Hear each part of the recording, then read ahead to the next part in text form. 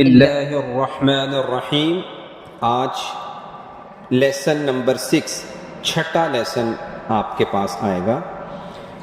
آج سب سے پہلے قرآن کوئز۔ قرآن پاک کی کل آیات کتنی ہیں؟ قرآن پاک میں آپ نے دیکھا ہوگا گول گول سا دائرہ لگا ہوتا ہے، اس کو آیت بولتے ہیں، اور ایک قول کے مطابق یہ آیات ہیں 6666۔ قرآن پاک کی وہ کون سی صورت ہے جس کے درمیان میں بسم اللہ الرحمن الرحیم آتی ہے؟ اس صورت کا نام ہے سورۃ النمل، نون میم لام، النمل۔ یہ ایسی صورت ہے جس کے درمیان میں بسم اللہ آتی ہے۔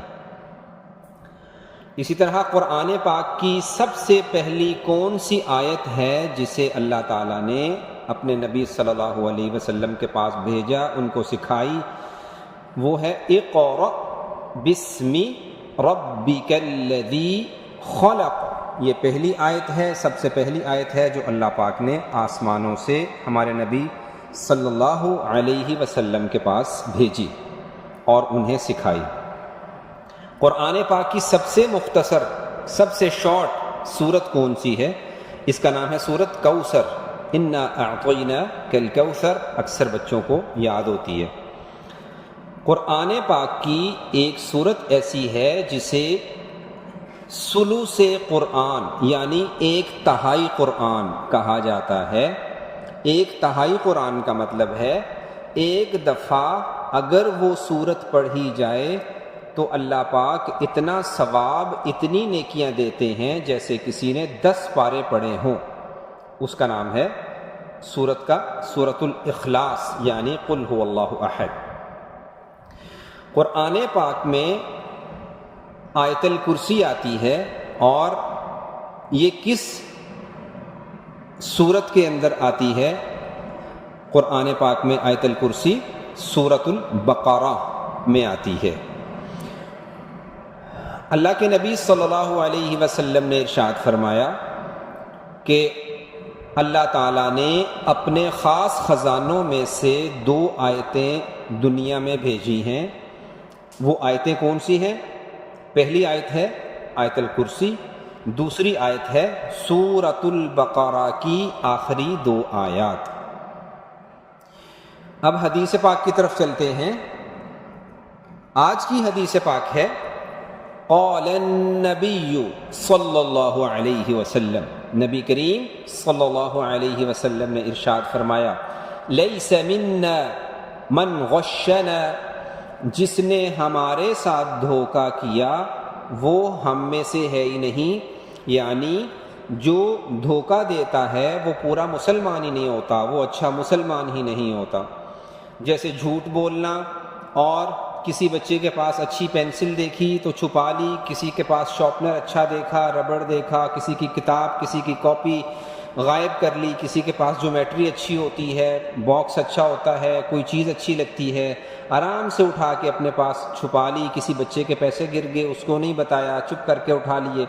یہ ساری دھوکے والی چیزیں ہوتی ہیں، تو اللہ کے نبی صلی اللہ علیہ وسلم نے ان چیزوں سے منع کیا۔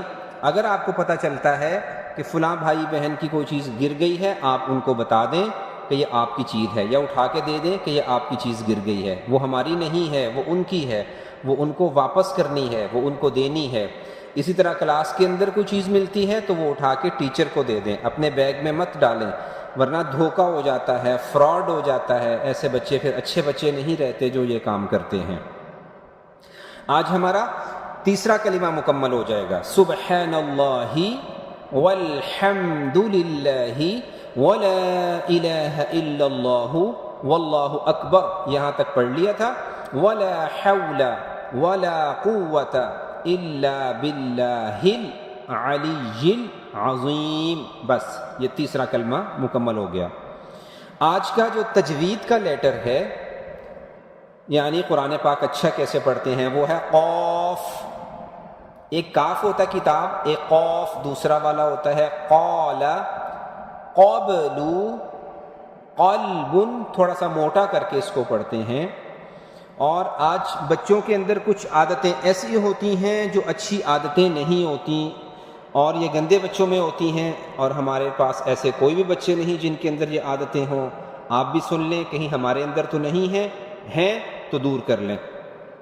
بعض بچے ناخن چباتے رہتے ہیں، بڑی غلط بات ہے۔ بعض بچے ہونٹ چباتے رہتے ہیں، بری بات ہے۔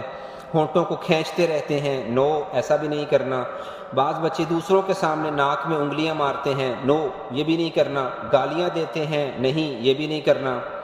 پھر بڑی بہن ہوتی ہے یا بڑا بھائی ہوتا ہے، اس کو تو کر کے بلاتے ہیں، بری بات ہے۔ ان کا نام لے کے بلاتے ہیں، بری بات ہے۔ بھائی جان یا باجی کہتے ہیں ان کو۔ اور اچھے بچوں میں کچھ اچھی عادتیں بھی ہوتی ہیں، وہ یہ ہیں کہ کھانے سے پہلے بھی ہاتھ دھو کے بیٹھتے ہیں، اور کھانا کھانے کے بعد بھی ہاتھ دھوتے ہیں، اور جب کھانا کھا لیں تو برتن اٹھانے میں اپنے گھر والوں کی مدد کرتے ہیں۔